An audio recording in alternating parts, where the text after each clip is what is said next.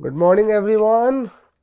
मेरा नाम है चिरोदीप एंड रूट्स टू रूट्स की गिटार क्लास में आप सभी का स्वागत है। आज हम आते हैं आज की क्लास में, that is the very bare bones, that is anatomy of a guitar and very simple basic guitar exercises. Okay, तो एनाटॉमी क्या होती है? ठीक है, पहले एनाटॉमी वर्ड का मतलब समझते हैं। एनाटॉमी मतलब जो भी हमारा बॉडी है उसको अगर हम डिफरेंट पार्ट्स में तोड़े तो उसको हम एनाटॉमी बोलते हैं। ठीक है, एनाटॉमी हमेशा बॉडी की जरूरत नहीं, बॉडी की नहीं होती। ठीक है, अगर आप,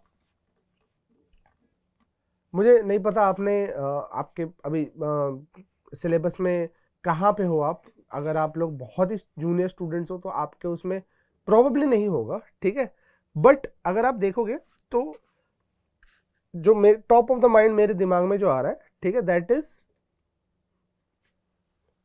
जो जमीन का मतलब लैंड और सॉइल बोल सकते हैं, जो धरती का जो हम एनाटॉमी जब लेते हैं तो there is this upper layer.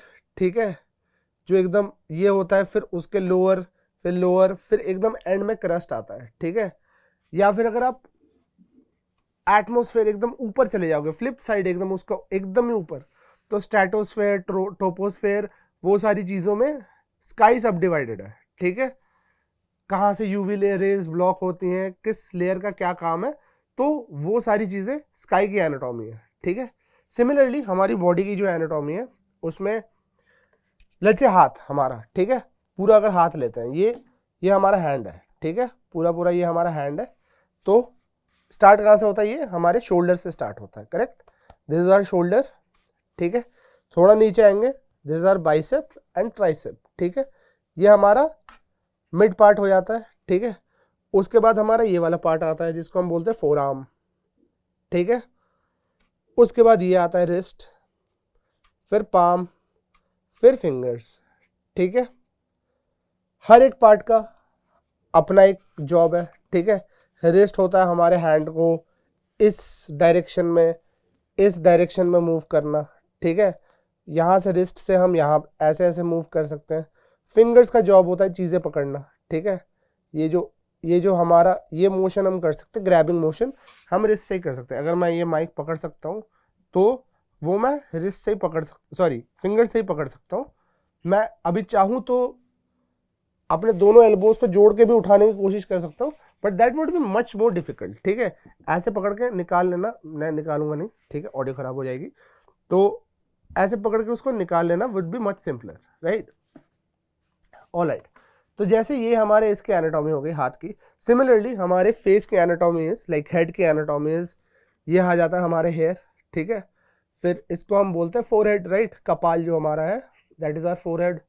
ठीक है, उसके नीचे आते हैं हमारे आईब्रोज, उसके नीचे आते हैं हमारे आईज, उसके नीचे आता है हमारा नोज, फिर आता है हमारे लिप्स, फिर चिन, साइड में चीक्स है, पीछे कान है, ईयर्स है। ठीक है, ये हो गई हमारी फेस की एनाटॉमी। ठीक है, सिमिलरली हमारे गिटार में भी डिफरेंट डिफरेंट पार्ट्स की डिफरेंट डिफरेंट एनाटॉमी है। ठीक है, स्टार्ट करेंगे हम गिटार के सबसे बड़े पार्ट से, that is called the body. ठीक है, सो इस पूरे लकड़ी वाले पार्ट को हम बोलते हैं बॉडी। ठीक है, बॉडी डिफरेंट शेप्स के होते हैं। ठीक है, ये वाला जो मेरा गिटार है this is a mini guitar. ठीक है, तो अगर आप इसकी आवाज सुनोगे ना तो दिस इज इनहेरेंटली थोड़ा शार्पर आवाज।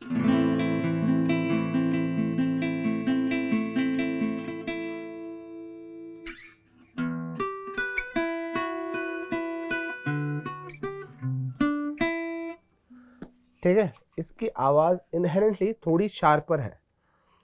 क्यों है वो शार्प? क्योंकि ये गिटार थोड़ा छोटा है और विड्थ अगर आप देखोगे, ठीक है, तो ये विड्थ ना अकूस्टिक गिटार के हिसाब से थोड़ा पतला विड्थ है ये। ठीक है, अकूस्टिक गिटार्स जो इससे बड़े साइज में आते हैं ना वो काफ़ी चौड़े भी होते हैं, मतलब वो इतने वाइड भी जाते हैं। ठीक है, इतना इतना वाइड होता है वो।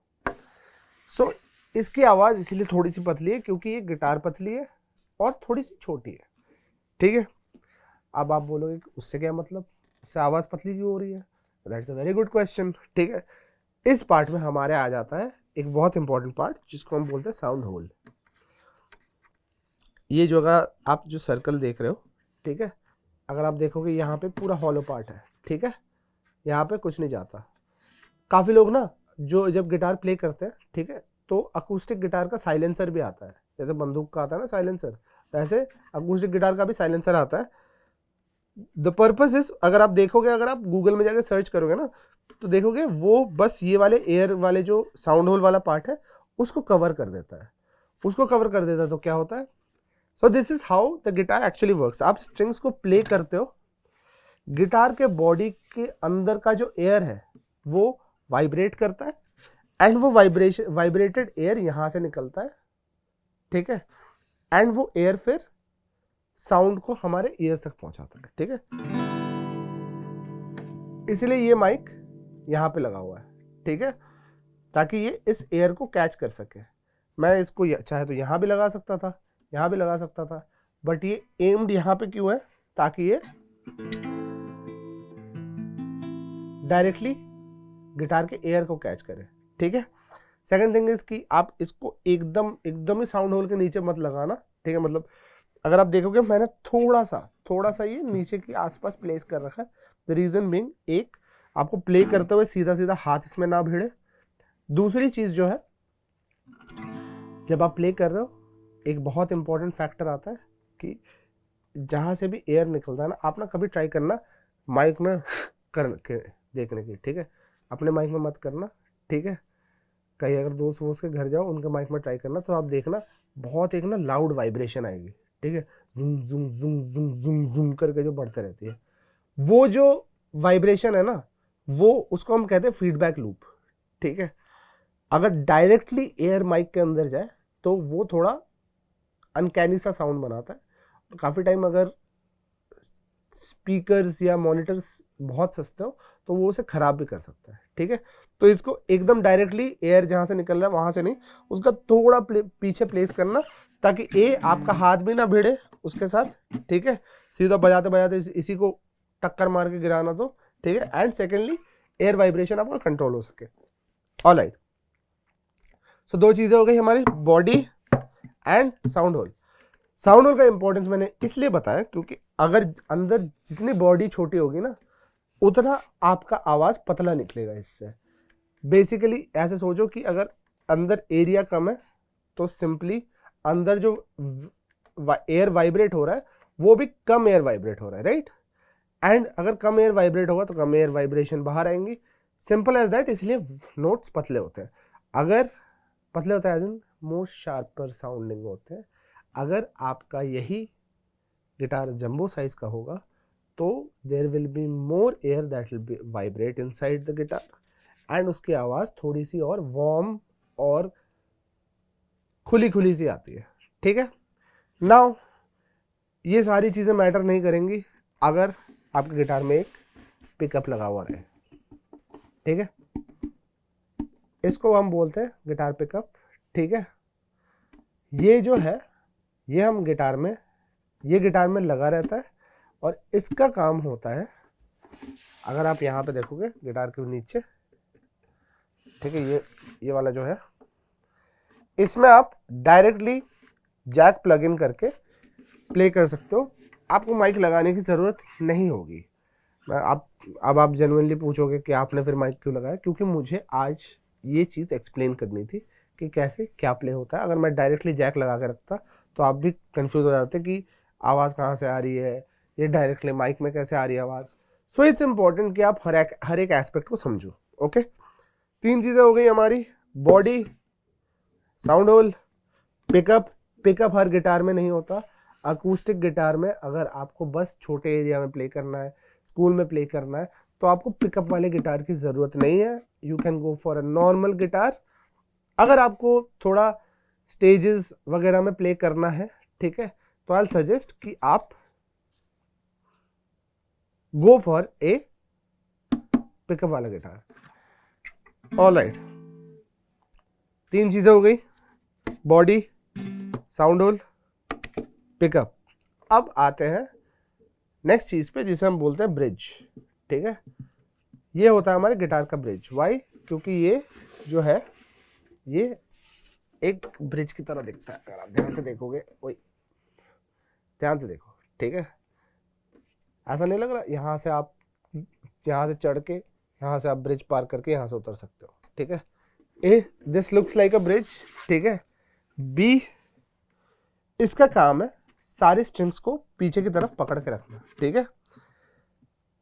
जो चीजें इन स्ट्रिंग्स को पकड़ के रखती हैं इन्हें बोलते हैं हम सैडल्स, ठीक है। ये जो सारे आप इंडिविजुअल देख रहे हो ना, 1 2 3 4 5 6, जब गिटार की स्ट्रिंग हमें चेंज करनी होती है तो हम इस सैडल को निकालते हैं इधर से, ऊपर से, ठीक है।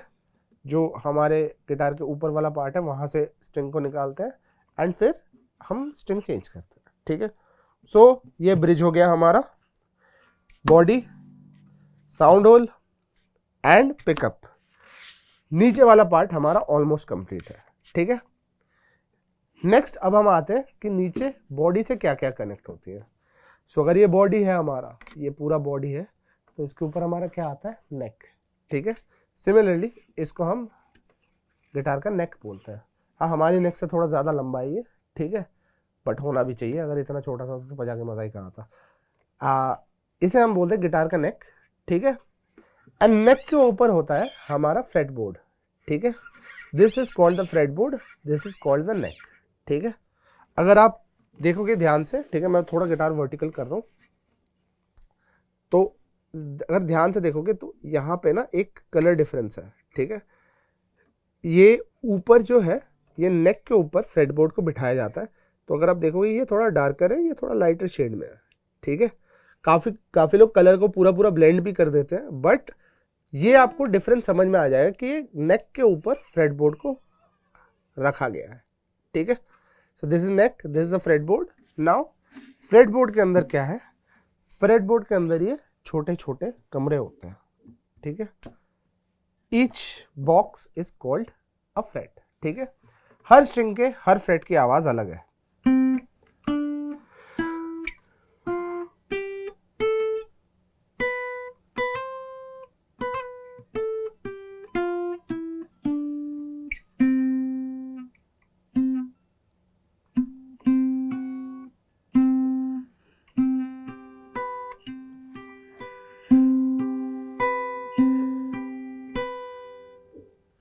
ठीक है। सो फ्रेट बोर्ड में फ्रेट्स होते हैं एंड हर एक फ्रेट की आवाज अलग होती है, ठीक है। नाउ नेक हो गया, कंप्लीट हो गया। अब जो सबसे इंपॉर्टेंट चीज है, आई थिंक ये तो मेरे को बोलने की भी जरूरत नहीं है, दैट इज द स्ट्रिंग्स, ठीक है। आपके पास पूरा गिटार हो, गिटार में स्ट्रिंग्स ही ना हो, नहीं बजेगा, क्या ही बजेगा, है ना। तो सबसे इंपॉर्टेंट चीज होती है स्ट्रिंग्स, ठीक है। ओके, एक और दो और चीजें जो गिटार में हिडन होती है, लोगों को पता नहीं होता उस चीज के बारे में, तो आज मैं आपको वो दो चीजों के बारे में बता देता हूँ। बहुत इंपॉर्टेंट चीज है। अगेन एक बार मैं गिटार को वर्टिकल कर रहा हूँ, ठीक है। तो एक ना, हाँ, एक ये जो स्ट्रिंग और फ्रेटबोर्ड में ये जो गैप है, ठीक है, जो मैं ये एक बार हाँ प्रेस कर रहा हूँ, ये जो डिस्टेंस प्रेस हो रहा है ना, अगर आप देखोगे तो इस ब्लैंक डिस्टेंस को, यहाँ पे कुछ नहीं है, ये हवा है, ठीक है। इस ब्लैंक डिस्टेंस को हम बोलते हैं एक्शन। लाइट्स कैमरा एक्शन वाला, एक्शन। एक्शन का इंपॉर्टेंस क्या है, काफी टाइम ना जब वेदर चेंज होता है, ठीक है, हम रहते हैं बहुत ही ट्रॉपिकल कंट्री में, ठीक है, यहाँ पे हर 5 किलोमीटर में वेदर चेंज होता है और हर 3-4 महीने में वेदर चेंज होता है, ठीक है। जो बाहर की कंट्रीज है, दे आर मेजरली ईदर ठंडा और गर्म। आप, मुझे पता है आप बोलोगे इंडिया भी मोस्टली गर्म ही है, but I know depends on where you are from, ठीक है। मैं जैसे दिल्ली में रहता हूँ, मैं एनसीआर का एक सिटीजन हूँ, तो यहाँ पे तो थोड़ी ज़्यादा गर्मी रहती है। सो वेदर से वुड का एक ना बहुत गंदा रिश्ता है, ठीक है। वुड वेदर में थोड़ा ना ऊपर नीचे होता है, ठीक है। इसका एक एग्जांपल देता हूँ आपको। जब आप देखोगे, आप अगर बारिश हो रही है या रेनी टाइम जो इसके बाद वाला आएगा, समर के बाद जैसे आएगा रेनी सीजन आएगा, तो ना घर के दरवाजे ना, अगर आप देखोगे, अगर आपके वुड के दरवाजे हैं तो वो फंसने लगते हैं, ऊपर वाली सीलिंग पे पकड़ने लगता है और वो ना थोड़ा ऐसे स्क्रैप आता है, ऐसे जब बंद करोगे तो ऐसे थोड़ा स्क्रैपिंग सा फील होगा आपको। रीजन बीइंग कि वो जो डोर है जो वुड से बना हुआ है वो थोड़ा मॉइस्चर कैच कर लेता है और वो वुड एक्सपैंड कर जाता है, इसलिए थोड़ा बहुत फंसने लगता है। ठीक है, एज सिंपल एज दैट, यही रीजन है। बट ऐसा ही, बट क्या बोल रहा हूं मैं, ऐसा ही हमारे गिटार के साथ भी होता है। जब गिटार में ज़्यादा गर्मी पड़ती है तो गिटार का नेक इधर चला जाता है, या फिर वापस जब ठंडा होता है तो इधर चला जाता है। वो एडजस्ट हम कैसे करते हैं, तो यहाँ पे ना जो दूसरी हिडन चीज़ है वो दिखाएंगे। ठीक है, ये तो अगर आप देखोगे यहाँ पे एक छोटा सा होल है। ठीक है, ये वाला जो होल दिख रहा है ना आप, इसको हम बोलते हैं ट्रस रॉड। ठीक है, ये वाला जो अंदर वाला ये छोटा सा ये है, इसे हम बोलते हैं ट्रस रॉड। ठीक है, ये बहुत एक इंपॉर्टेंट पार्ट है अकूस्टिक गिटार का, इलेक्ट्रिक गिटार का भी, सॉरी, क्योंकि इस चीज से क्या होता है कि ये ना बेसिकली एक नेक के अंदर एक स्टील की रॉड डली हुई रहती है, एंड अगर गिटार का नेक थोड़ा इधर या इधर चला जाए ना वेदर कंडीशनिंग की वजह से, तो आप इसको घुमा के सही कर सकते हो। अगर टाइट हो जाए उधर घुमा के ढीला कर दो, और अगर ज़्यादा ढीला है तो उधर घुमा के टाइट कर दो। ठीक है, एज सिंपल एज दैट। दो हिडन चीज़ें जो लोगों को पता नहीं होती, आप लोगों को पता चल गई है। ठीक है, नाउ जो थोड़े लास्ट एस्पेक्ट्स हैं उन पे आ जाते हैं। ऑल्सो इस छोटे से चीज़ को नट कहते हैं। ठीक है, नट खाने वाला नट नहीं है ये। ठीक है, पीनट नहीं है ये, नॉर्मल नट है, गिटार नट बोलते हैं इसको।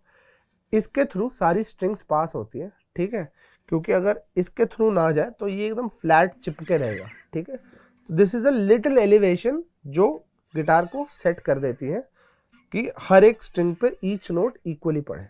ठीक है, next we have the head, इसको हम गिटार का हेड बोलते हैं। ठीक है, और ये गिटार का बहुत इंपॉर्टेंट चीज़ है क्योंकि यहाँ पे ट्यूनिंग पैक्स होते हैं। मैं अगले दिन हेडलेस गिटार भी ले आऊँगा इलेक्ट्रिक वाला, फिर आप बोलोगे ये कहाँ गया। ठीक है, नो वरीज, उसमें भी होता है, ऐसा नहीं है, प्रिंसिपल सेम है। ठीक है, वहाँ ट्यूनिंग पैक्स उसमें बस नीचे लगे हुए रहते हैं। ये इनका काम है गिटार को ट्यून करना। जो आप कोई भी एक सिंपल सा ऐप आता है, ठीक है, गिटार ट्यूनर करके हर फोन में आता है अभी, तो उससे आप गिटार को ट्यून कर सकते हो। मैं अभी ना गिटार को ट्यून कैसे करते हैं उसके डिटेल्स में अभी नहीं जाऊंगा। ठीक है, that will just confuse you even more. तो सिंपली इतना समझ लो, ये हेड है और ये जो ट्यूनिंग पैक्स है, ट्यूनिंग पैक्स का काम है गिटार को ट्यून में रखना। ठीक है, अगर ऑफ ट्यून भी हो जाए तो हम इससे ट्यूनिंग पैक्स से इसको एडजस्ट करके ठीक कर सकते हैं। नाउ आप लोगों को मैं आज, ठीक है, एक बहुत बहुत बहुत बहुत सिंपल फिंगर एक्सरसाइज दूंगा। ठीक है, the exercise is just to start building your strength in the finger. ठीक है, अगर आपको पता है, छोटा सा एग्जांपल दे रहा हूँ, अगर आप कोई भी स्पोर्ट करते हो, ठीक है, लेट्स से अगर आप बास्केटबॉल खेलते हो, ठीक है, आप दूर से शॉट जल्दी नहीं मार सकते, है ना, मतलब बहुत दूर से 3 पॉइंटर जो होता है फेंकना तब तक नहीं सीखोगे जब तक आप सामने से बास्केट करना ना सीखो। ठीक है, so as simple as that, अगर आप जिम में 5 किलो ना उठा सको तो 100 किलो उठाने के ख्वाब देखना थोड़ा वियर्ड हो जाता है। ठीक है, सो फर्स्ट जो हम करेंगे that is developing our finger strength. ठीक है, फिंगर स्ट्रेंथ ये होती है, हमारे 4 फिंगर्स रहते हैं, 1 2 3 4। ठीक है, index, middle, ring and pinky. ठीक है, these 4 fingers in our left hand play the majority notes in the neck। ठीक है, फिंगर स्ट्रेंथ एक्सरसाइज क्या है, चलो स्टार्ट करते हैं। ठीक है, इंडेक्स फिंगर लेंगे, इंडेक्स फिंगर से फर्स्ट फ्रेट पे प्रेस करेंगे एंड यहां से, ओके, ये गिटार पिक है, ये आपने देखा होगा, छोटा सा बता देता हूँ इस पर भी कैसे यूज करना है। फिंगर गन बनाना है। ठीक है, फिंगर गन बना के इसको यहाँ पे प्लेस करना है ऐसे, एंड फिर थंब से इसको ऐसे पकड़ लेना है। ठीक है, this is how you hold a guitar pick. काफ़ी लोग ऐसे प्ले करते हैं फिंगर्स खोल के, ये वाले। आई सजेस्ट कि ये ना करो, फिंगर्स को बंद कर लो। ठीक है, ताकि ये this is much easier than doing. ठीक है, इसमें हाथ की मूवमेंट भी ज़्यादा होती है। ठीक है, और ये सारी फिंगर्स भी कभी कभार भिड़ जाती है यहाँ पे, ठीक है। या और अगर यहाँ पे सपोर्ट लेके प्ले कर रहे हो तो वो तो एकदम ही मत करो, ठीक है। कभी कभार वो नेचुरली हो जाएगा जब नीचे की स्ट्रिंग्स प्ले करोगे।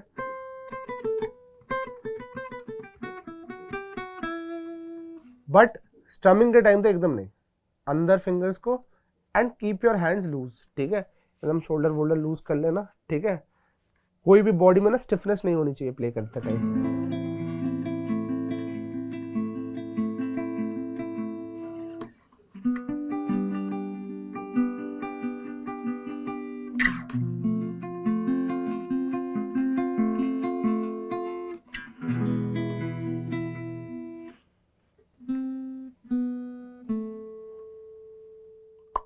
ठीक है। सो फिंगर एक्सरसाइजेस, इंडेक्स फिंगर पकड़ना है फर्स्ट फ्रेट पे एंड हर फ्रेट को प्रेस करना है टिल द 12th फ्रेट, ठीक है। सो 1 2 3 4 5 6 7 8 9 10 11 12, जो डबल डॉट्स है वो 12th फ्रेट होंगे, ठीक है। सेकंड, अब मिडिल फिंगर से सेम चीज करनी है,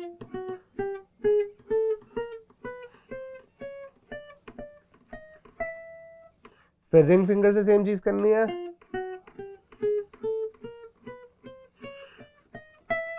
एंड पिंकी फिंगर से सेम चीज करनी है।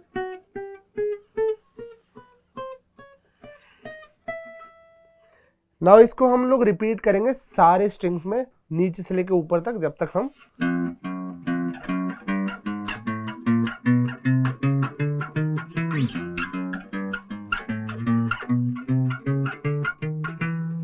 ठीक है। हर स्ट्रिंग में